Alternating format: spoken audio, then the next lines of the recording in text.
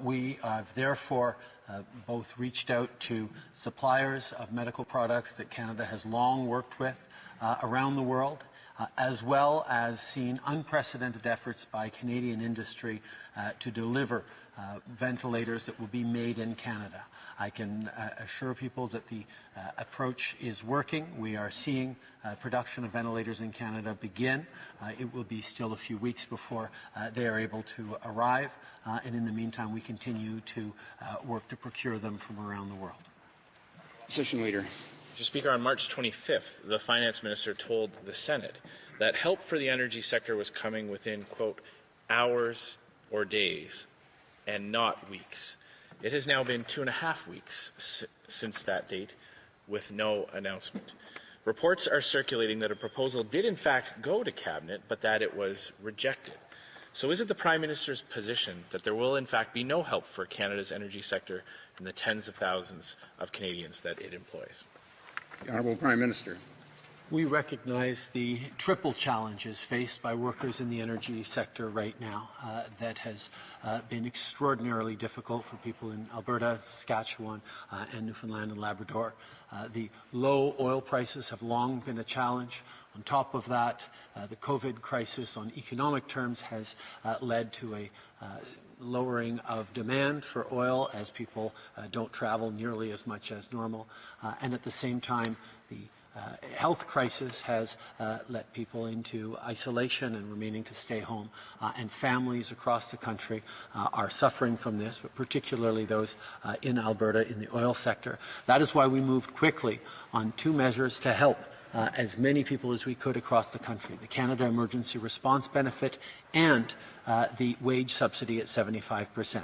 There will be more coming for the oil sector as we develop sectoral solutions. The Honourable Opposition Leader. He left out the quadruple challenge, Mr. Speaker, and that was his government's cancelling of projects. And remember, it was his finance minister that promised it was coming in days, not weeks. People who are suffering because of this crisis are suffering in real time and cannot afford to wait longer. Mr. Speaker, documents now reveal that in early January, military intelligence began producing detailed technical reports about the outbreak of the deadly coronavirus in Wuhan, China. A yes or no question. Did the Prime Minister see these reports, yes or no? Right Honourable Prime Minister. Mr. Speaker, as members of the Five Eyes, we were privy to significant military and intelligence reports on the status of things happening around the world. There were enough flags for us to convene an incident response group at the end of January. We also began increasing screening at major airports and limiting flights from Wuhan. Honourable Leader of the Opposition. Mr. Speaker, these are very simple yes or no questions. Was this information from the military intelligence report shared with the Public Health Agency of Canada, yes or no? Right Honourable Prime Minister. From the beginning, Mr. Speaker, we worked with all agencies to ensure that relevant information was shared across departments. We needed to make the best possible decisions based on recommendations from scientists, from health researchers, from international allies, and that's what we did. The Opposition Leader. Mr. Speaker, the Prime Minister's wage subsidy that we will be debating throughout the day today is a lifeline to those companies who can still afford to pay any wages at all. There remains a significant number of businesses across the country who are receiving no revenue, who aren't able to subsidize, to pay any wages at all because they've had their doors closed for almost a month now. The Conservatives have put forward the idea of rebating the GST to allow those small businesses that have no revenue at all to pay some of their bills, to pay their rents. They'll open when this crisis is over, so they can reopen when this crisis is over. Will the Prime Minister consider this proposal to ensure that there are jobs for Canadians to go back to at the end of this pandemic? Premier Minister. As has been highlighted by a number of people in this House, we are extremely pleased with the level of collaboration, of input from all parliamentarians and all parties as we look to ensure that we're helping Canadians as much as possible in this situation. We've moved forward on a wage subsidy. We've moved forward on a Canada Emergency Response Benefit. We've moved forward on low-interest loans, of which 25%, $10,000, will be forgivable for small businesses. We recognize there's more to do, and we look forward to continuing to work with all parliamentarians to make sure we're helping Canadians in the right way. La députée de Beloeil-Chambly. Monsieur le Président, bonjour. Conformément à ce que je disais un peu plus tôt, nous avons des inquiétudes par rapport à la santé, à la sécurité, à l'innocuité de la présence de gens qui sont très bienvenus au Québec, qui sont des travailleurs étrangers temporaires. Je pense que nous devons à la population et à ces gens et à nos entrepreneurs agricoles un niveau de sécurité adéquat. Ma question pour le Premier ministre, est-ce qu'on peut commencer dès les prochaines heures et avant l'arrivée des prochains contingents à l'aéroport de Dorval à mettre en place des mesures qui permettront que les gens qui seront envoyés sur le territoire par les services douaniers canadiens auront traversé une quarantaine et auront été testés pour le COVID-19 dans le meilleur intérêt de tout le monde? Alors, le Premier ministre. Nous reconnaissons que notre obligation première, c'est d'assurer la santé et la sécurité de tous les Canadiens. Et donc, le contrôle de gens qui arrivent dans dehors de nos frontières est essentiel. Nous savons aussi à quel point c'est important d'assurer la sécurité alimentaire et les chaînes d'approvisionnement pour nos denrées alimentaires à travers le pays. Et les travailleurs étrangers temporaires ont un rôle important à jouer.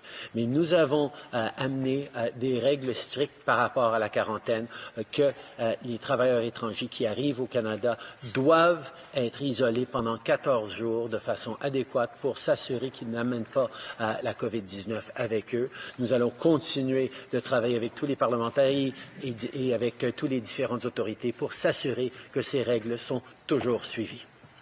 La députée de Beloeil-Chambly. Monsieur le Président, il est possible que les règles ne soient pas adéquates. Il est possible qu'une entreprise agricole, dont ce n'est assurément pas la fonction, ne puisse pas assurer le type de quarantaine que ça requiert.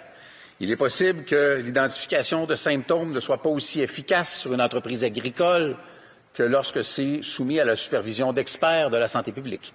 Il est possible que ça ne puisse pas relever de l'État québécois de prendre des gens qui sont relâchés par les services douaniers canadiens et de prendre à la place du gouvernement canadien la responsabilité du gouvernement canadien. Encore une fois, compte tenu de l'ensemble des coûts, je pense qu'on est capable de considérer, et je m'offre à participer activement dès les prochaines heures à quelque chose là-dessus. Est-ce qu'on peut ouvrir une conversation sur ça, le Premier ministre et nous, et avec quiconque voudra participer dans les prochaines heures?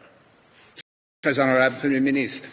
Oui, Monsieur le Président, je partage beaucoup des préoccupations qu'a énumérées le député de Beloeil-Chambly et nous allons travailler ensemble pour s'assurer que pendant qu'on répond aux besoins de nos agriculteurs et notre chaîne d'approvisionnement, on a la capacité et la certitude de garder les Canadiens en sécurité et de limiter l'expansion possible de la COVID-19. J'ai bien hâte de continuer à travailler avec non seulement les provinces, non seulement le secteur agricole, mais les autres parlementaires et partis d'opposition aussi. Le député de Beloeil-Chambly. Monsieur le Président, dans un complètement autre ordre d'idées, certains seront peut-être surpris. Je crois en effet que le gouvernement canadien doit contribuer à restaurer les emplois tels qu'ils étaient auparavant dans le secteur pétrolier de l'Alberta et de l'Ouest canadien. Je ne crois pas qu'on doive demander à ces gens-là de tout sacrifier de leur modèle économique. Je pense par contre que tout projet futur, toute expansion du secteur énergétique devrait passer par la transition des ressources financières qui y auraient été consacrées, au premier chef Trans Mountain, vers des secteurs énergétiques renouvelables, en particulier, encore une fois, dans l'Ouest canadien, qui auront des besoins particuliers. Est-ce qu'on peut prendre la situation actuelle, restaurer le statu quo ante pour les travailleurs de l'industrie pétrolière, mais que la suite soit orientée vers les énergies renouvelables? Très honorable Premier ministre, Je remercie l'honorable député pour sa perspective que je reconnais est importante. Nous avons besoin d'appuyer les travailleurs et les familles dans situations difficiles, y compris dans tous les secteurs à travers le pays, y compris le secteur gaz et pétrole. Mais nous reconnaissons aussi que nous sommes dans une lutte contre les changements climatiques. Nous devons trouver des façons de créer des bons emplois pour ces gens en Alberta et ailleurs qui vont pouvoir durer pour les années à venir, pour les générations à venir. C'est pour ça que c'est une réflexion que nous continuons d'avoir avec le gouvernement d'Alberta et avec des experts à travers le monde pour s'assurer que le Canada et l'Alberta fassent partie de cette transition vers un meilleur avenir pour tous. the honourable member for Burnaby South. Thank you very much, Mr. Speaker. Mr. Speaker, I want to just raise again the concern. We've heard stories that represent some of the millions of Canadians that are right now falling through the cracks who cannot access the CERB. We've heard of people who've got multiple jobs, who've lost a lot of that work but still get some income, freelance and contract workers, artists, self-employed. While the government has committed, and I'm encouraged by that, to fixing those gaps, will the Prime Minister just today stand up and say that if anyone needs help, they should just apply while the government is fixing the gaps in the system, but people who need help should just apply right now? Honourable Prime Minister. The immediate urgency in this situation was making sure that people across the country who were reliant on paychecks to be able to pay their groceries and pay their rent, paychecks that suddenly disappeared because of COVID-19, get money quickly. That's what we did with the Canada Emergency Response Benefit, and I want to take a moment to thank the extraordinary public servants at Revenue Canada, but across ministries and departments who worked incredibly hard to create a model that would get money out quickly to millions of Canadians. We, of course, recognize there are gaps and are working with all parliamentarians to fill those gaps because people who need help should be getting it. Member for Burnaby South. Will the Prime Minister just say today really clearly that if you need help, you can apply right now for the CERB while the government fixes the gaps? But will the Prime Minister just say very clearly to all Canadians, if you need help, apply now while the government fixes the problems? The Right Honourable Prime Minister. Mr. Speaker, we created a program that is helping millions upon millions of Canadians who've lost their paychecks because of COVID-19. We've moved forward with another program that we're debating here today on wage subsidies for people so they can keep their jobs, keep their paychecks at 75% subsidy from the government. That will keep people linked to their employment. But we recognize there are other people in different situations who also need help. Students, seniors, part-time workers, essential workers who need extra help to keep in their jobs. And that is what we are focused on right now with tremendous collaboration from all parliamentarians. Member for Burnaby South. Mr. Speaker, credit unions some of them have recently waived interest rates entirely. 0% interest rates is what they're charging on their credit cards, while banks are still charging astronomical interest rates. The 6 big banks in Canada, BMO, CIBC, National Bank, RBC, Scotiabank, and TD, reported more than $46.5 billion in profits last year.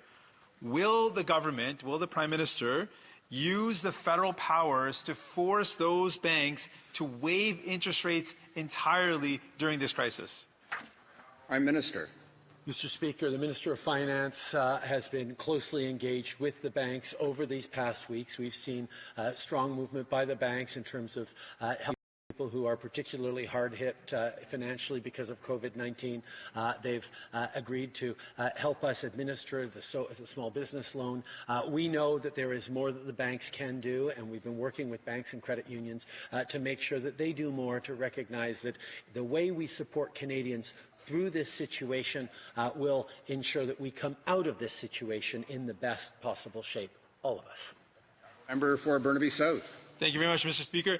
Mr. Speaker, during the 2008 financial crisis, we saw bailouts that effectively bailed out corporations who then took the money, left Canada, and left workers high and dry.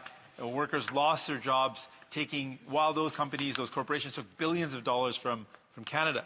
Will the government ensure that we're going to prohibit any CEO bonuses and stock buybacks, and the companies that receive government subsidies or bailouts, that money goes towards workers that with strings attached to keeping people employed, not enriching the corporation or the shareholders or the executives, but it goes with strings attached to workers directly.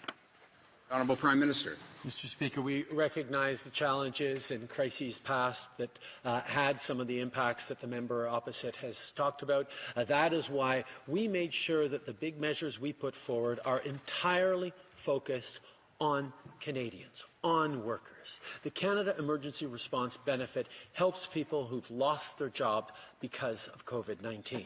The wage subsidy makes sure that people are staying connected to their jobs, even though they can't get paid by their employer anymore, because the government will pay them up to 75% of their salary, so that when this is through, Canadians will still have connection to those jobs and our economy can get going again. Everything we've done has been focused first and foremost on Canadians and not on corporations as a nebulous entity. The Honourable Member for Carleton. Thank you. Yes or no question. The military intelligence warned of the deadly coronavirus in a briefing to the government in early January. Yes or no, did the Prime Minister, his office, or any member of the Cabinet see these briefings? Yes or no? The Honourable Deputy Prime Minister. Mr. Speaker, Canada, as a member of the Five Eyes, as a member of NATO, as a member of NORAD, a close intelligence partner with all of those allies, very much including the United States, is privy to a great deal of intelligence. Of course, the global pandemic is an issue which has concerned our intelligence agencies and those of our partners, so we have been in close communication with them. Well, Member for Carleton. Did any member of the Cabinet see that intelligence from our military, yes or no? The Honourable Deputy Prime Minister. As I have said, Mr. Speaker, our intelligence sharing is very important. Our intelligence sharing with our allies during this global pandemic, which poses particularly security challenges, has been, I would say, very energetic, and we continue to work with. The Honourable Member for Carleton. Question was and is, did any member of the Cabinet see that military intelligence, yes or no? The Honourable Deputy Prime Minister.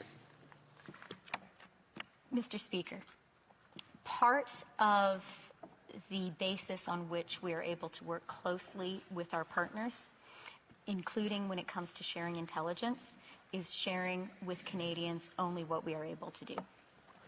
Carleton. We know that the intelligence exists, and we know that the military warned the government of the dangers of the coronavirus in early January. After January 22nd, how many people did this government allow into Canada from the Hubei province, the province from which the virus originated? How many? Honourable Deputy Prime Minister. Mr. Speaker, when it comes to border controls, our government is very aware of the importance of ensuring that people coming into the country today are subject to mandatory quarantine. That quarantine is being enforced. That includes Canadians and non-Canadians. As Canadians know as well, there are strict limits today on anyone who is not Canadian entering the country. Member for Carleton. How many people were allowed into Canada from Hubei province after this government received intelligence showing the danger of the coronavirus from our military? The Honourable Deputy Prime Minister.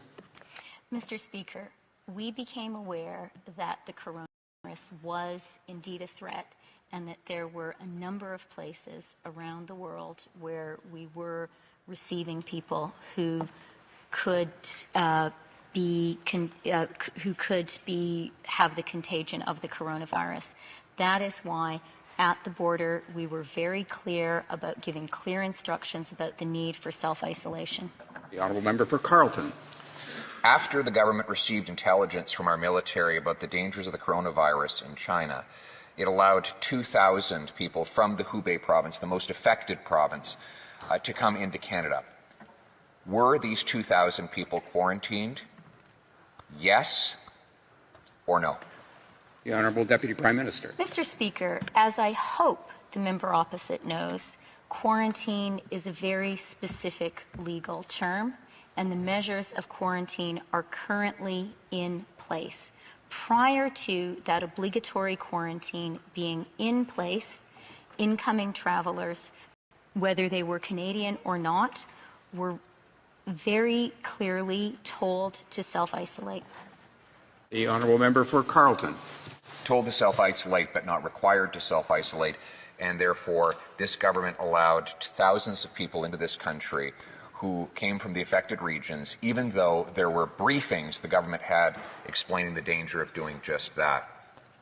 On which date will the first wage subsidy be in the hands of a small business employer? The Honourable Minister of Finance. Mr. Speaker, we are obviously working as hard as we can to make sure that the wage subsidy gets into people's hands as rapidly as possible. With the passing of this legislation, organizations will be able to go to their banks to make it even faster. My expectation is it'll be within 2 to 4 weeks or so when we'll see that get into companies' hands. Question, the Honourable Member for Carleton. The United States has delivered 220,000 loans and wage subsidies to small business. The money has been in the hands of small business employers for weeks now south of the border. In Canada, the applications just opened for the $40,000 emergency business loans. How many small businesses have received cash in hand from those loans to date? How many? Minister of Finance. Mr. Speaker, the program and the approach we've taken is focused on people and ensuring that we get funds into their hands as rapidly as possible. We saw millions of Canadians, in excess of 3 million people, come on to the Canada Emergency Response Benefit this past week. We saw the opening of a special loan opportunity with banks that started this past week as well for the more than 1 million small businesses. We're working as hard as we can to make sure we're supporting individuals and small businesses. Nous allons juste prendre un moment pour changer opérateur pour l'audio.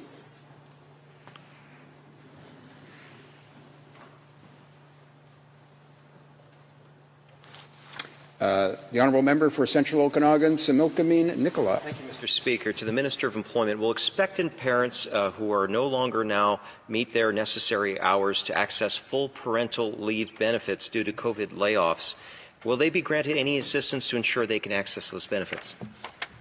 Well, Mr. Thank you for your question. Mr. Speaker, we know, as the Prime Minister and others have mentioned, that the #1 goal of getting out the CERB was to get it in the hands of as many Canadians as possible. We're working now to make sure that in the long run there isn't consequences in terms of EI eligibility, whether that be hours worked or number of weeks accumulated, doesn't negatively impact certain already vulnerable populations. Of Central Okanagan, Similkameen Nicola. Mr. Speaker, the Prime Minister announced earlier that the CRB would be changed to allow people to work and be eligible. This motion today calls on the government to make those changes. It is being stated here in both the House and in the media that the program is now open to those who work. Can the Minister please confirm that the CRB still requires no employment income and that these changes still have yet to be made? When will they be made, Mr. Speaker? Mr. Employment. Well, extremely simple and straightforward. The eligibility criteria for the CERB are, in fact, legislated. You have to have earned more than $5,000 in income, you have to be resident in Canada, and you have to have stopped working for COVID reasons. We know that there are people earning very, very low amounts of money, and we have committed to creating a threshold under which Canadians can continue to earn income and access the CERB. We're working on that, and it will be decisions will be made on that shortly. Thank you. The Honourable Member. Mr. Speaker, can the Minister explain whether or not legislative changes would be required to the CRB for this to come into effect? Thank you for the question. In order to change the criteria to include groups of individuals who are not working but who have not stopped working for CERB, legislative changes would be required. In order to create a threshold of income under which individuals would remain eligible for the CERB, regulatory changes would be required. Mr. Speaker, the legislation that created the Canadian Emergency Response Benefit, it has where someone must cease working due to COVID-19 to access the benefit. However, the Liberal MP from Malpeque has instructed workers and students who have lost their jobs just to apply anyway. Also, the Finance Minister's own Communications and Issues Manager has given contradictory direction to those who have not lost their jobs to consider applying anyway. Is this just confusion, or is the government instructing people to violate the law and apply when they're not eligible? Honourable Minister of Employment.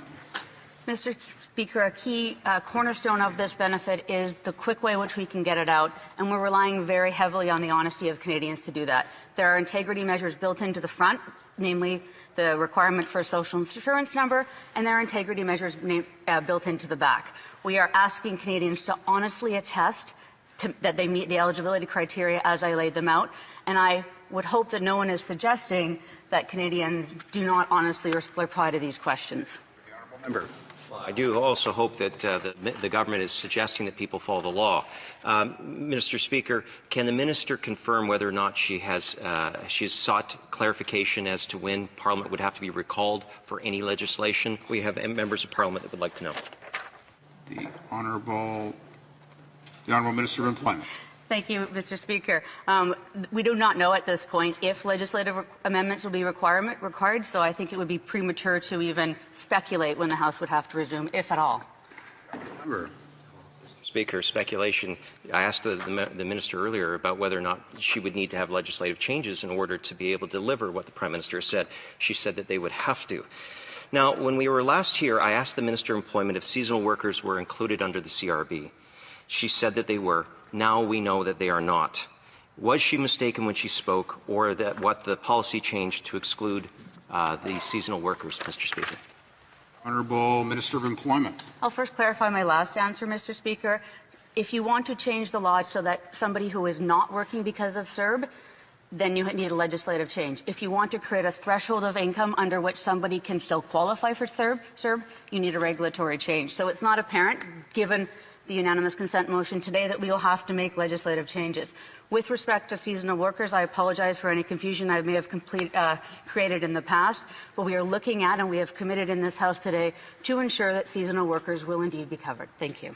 Last short question, the Honourable Member. Mr. Speaker, we now know that anyone who applies for the CRB, regardless of eligibility, will get it. Now, is it the government's plan to conduct audits on millions of people to determine who got it and who shouldn't have? And what will be the consequences of defrauding the taxpayer?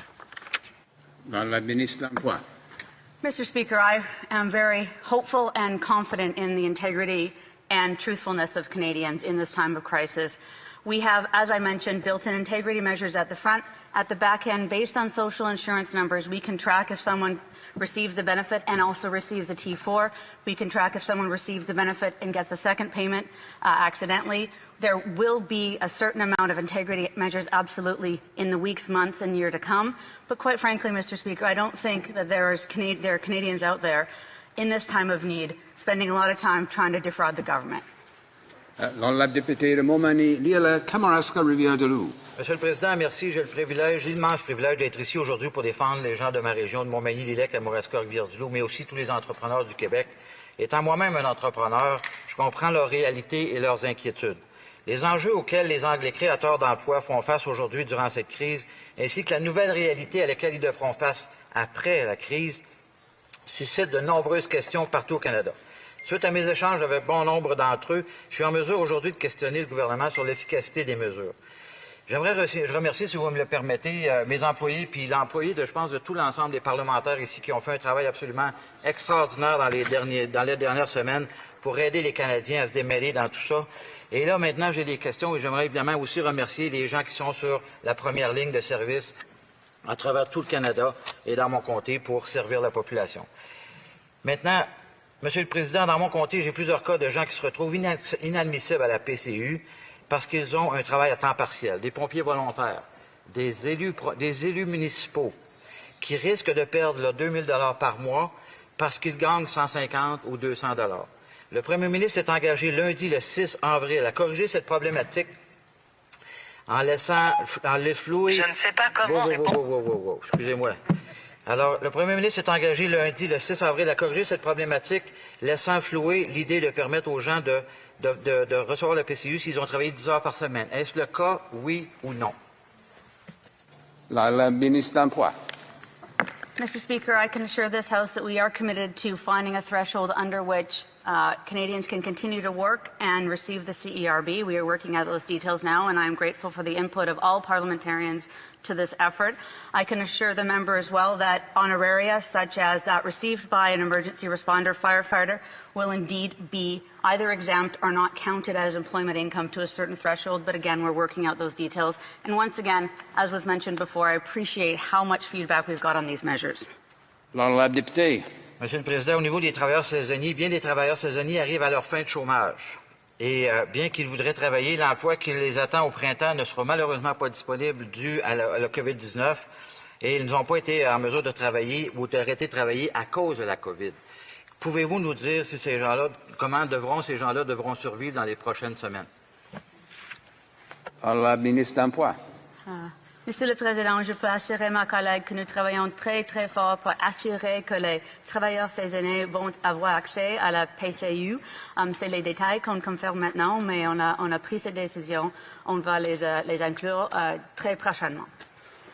Député. Monsieur le Président, je demande à la ministre à quel moment les travailleurs saisonniers seront admissibles et à quel moment ça sera annoncé. La ministre. Excuse-moi, Monsieur le Président, il y a un changement régulatoire. There's a regulatory change that needs to happen, and that would be under the first Emergency Act, have to be signed off by 3 of us, and we're working hard to make sure that happens quickly. Thank you. Député.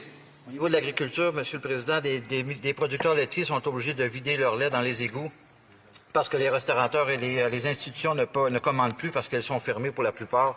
Les producteurs de porc seront peut-être obligés d'euthanasier des cochons parce que leurs transformateurs de viande n'ont pas la capacité de recevoir et de transformer tous ces carcasses animales avec les réductions du personnel dans le COVID-19 dans les abattoirs. Le gouvernement prévoit quoi exactement pour aider le monde agricole actuellement?